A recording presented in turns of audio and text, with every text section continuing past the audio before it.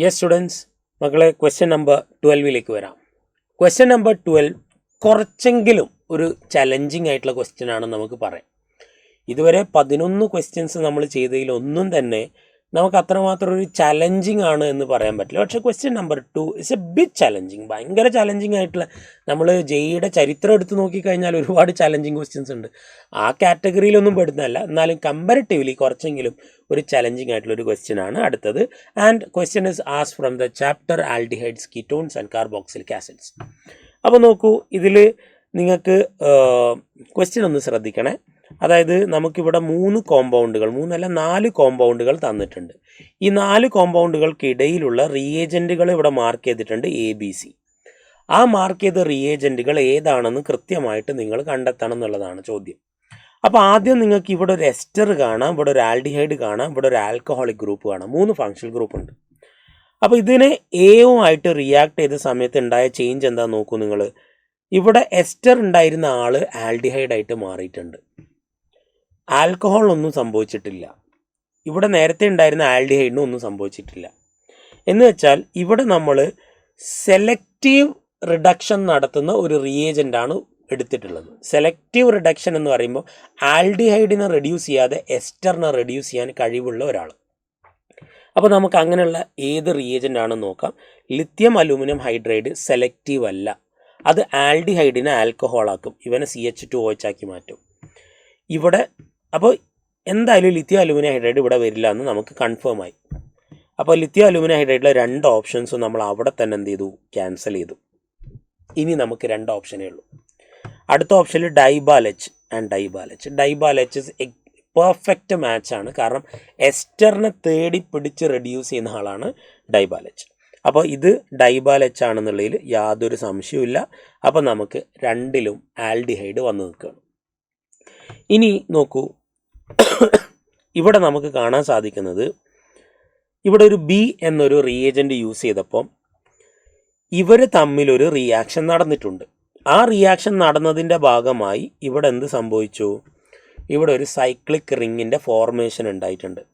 ആ cyclic റിങ്ങിൻ്റെ formation മാത്രമല്ല നിങ്ങൾ ശ്രദ്ധിക്കേണ്ടത്, അവിടെ ഒരു ആൽഡിഹൈഡിക് ഫങ്ഷണൽ ഗ്രൂപ്പ് അങ്ങനെ തന്നെ ഉണ്ട്, പിന്നെ അവിടെ ഒരു ഡബിൾ ബോണ്ടും ഉണ്ടായിട്ടുണ്ട്. അപ്പോൾ ഇവിടെ ഇത് പ്രോപ്പറായിട്ട്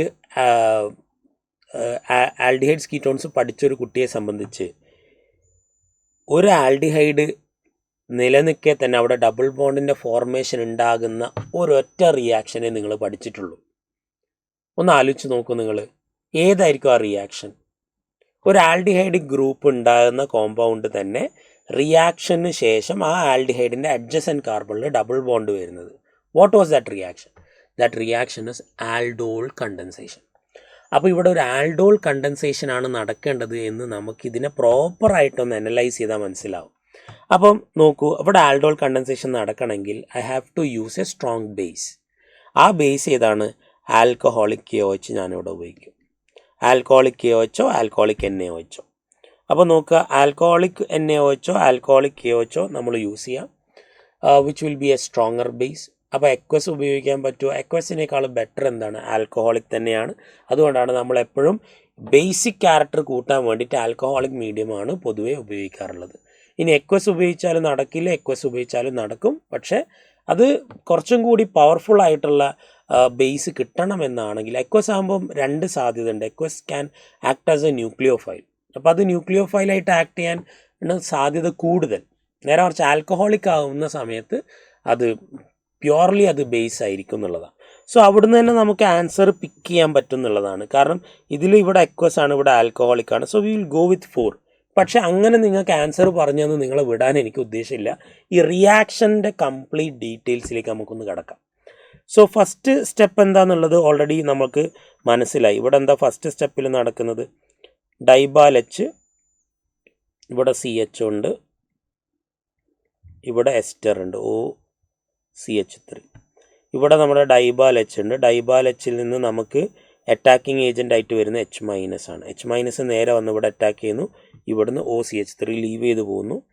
സോ നമുക്ക് ഇവിടെ nucleophilic substitution by addition elimination ആണ്. പക്ഷെ ഞാൻ സമയം കുറയ്ക്കാൻ വേണ്ടിയിട്ടാണ് നേരെ അതിനെ അറ്റാക്ക് ചെയ്യുന്നു പിന്നെ OCS3 റിമൂവ് ചെയ്ത് കാണിച്ചത്. ഇവിടെ എന്തായി CHO എന്നായി, ഇവിടെയും CHO എന്നായി. ഇനി നോക്കൂ നിങ്ങൾ, അടുത്തത് നമ്മൾ സ്ട്രോങ് ബേസ് എടുക്കുകയാണ് NaOH. OH മൈനസ് എന്താ ചെയ്യുക? OH മൈനസ് ആൽഫ ഹൈഡ്രജനെ റിമൂവ് ചെയ്യണം. അപ്പോൾ നിങ്ങൾ നോക്കൂ, എവിടെ നിന്ന് 2 ആൽഫ ഹൈഡ്രജൻസ്, അതായത് 2 ആൽഫ പൊസിഷൻസ് ഉണ്ട് നമുക്ക്. ഇതിൽ ഏതെങ്കിലും ഒരു ആൽഫ പൊസിഷൻ നമ്മൾ സെലക്ട് ചെയ്യുക. ഞാൻ ഈ ആൽഫ പൊസിഷൻ റിമൂവ് ചെയ്യാം. അപ്പോൾ അവിടെ വന്ന് ഇവിടെ ഉണ്ടായിരുന്ന 2 ഹൈഡ്രജന് ഒരു ഹൈഡ്രജന് ഈ OH മൈനസ് റിമൂവ് ചെയ്യുന്നു. അപ്പോൾ ഇവിടെ നെഗറ്റീവ് ചാർജ് വരും. അപ്പോൾ അതാണ് നമുക്ക് കിട്ടുന്ന ഒരു ഇൻ്റർമീഡിയറ്റ്. ആ ഇൻ്റർമീഡിയറ്റ് ഞാൻ ഇവിടെ വരയ്ക്കുകയാണ്. OH C double bond OH CHO.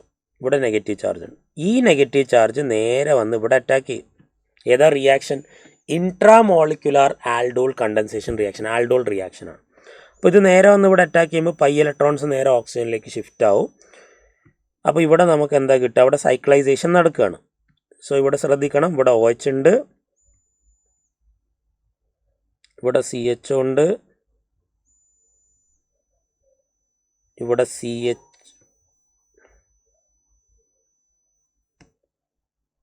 വരക്കുമ്പോൾ വളരെയധികം ശ്രദ്ധിക്കണം.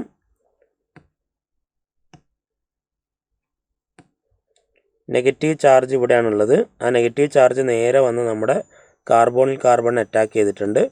സോ കാർബൺ ഇവിടെ ഉണ്ട്, അത് ഇവിടെ CH, ഇവിടെ O മൈനസ് ഉള്ളത് OH ആയിട്ട് മാറും, നിങ്ങൾക്കറിയാം. പിന്നെ ഇവിടെ ആരുണ്ട്? ഇവിടെ ഒരു CHO ഉണ്ട്.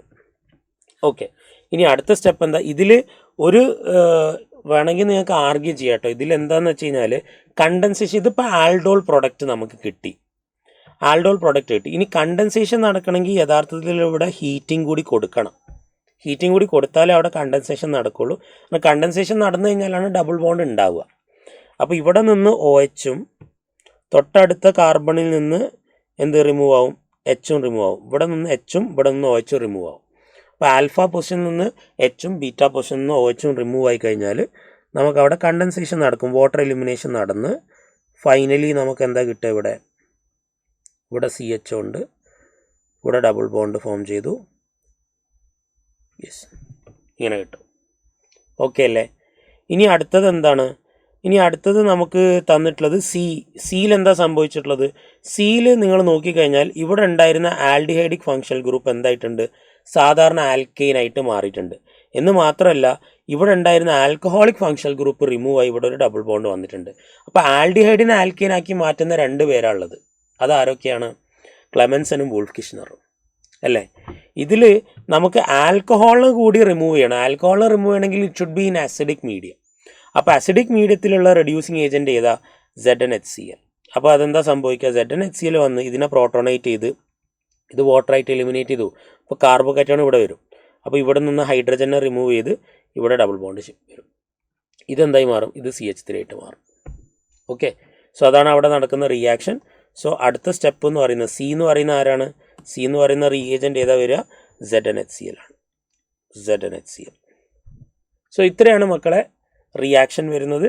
സോ കാര്യങ്ങൾ വ്യക്തമാണെന്ന് വിചാരിക്കുന്നു. So the answer should be 4 ആയിരിക്കണം നമ്മുടെ ആൻസർ. നമുക്ക് അടുത്ത ക്വസ്റ്റ്യനിൽ കാണാം. Thank you.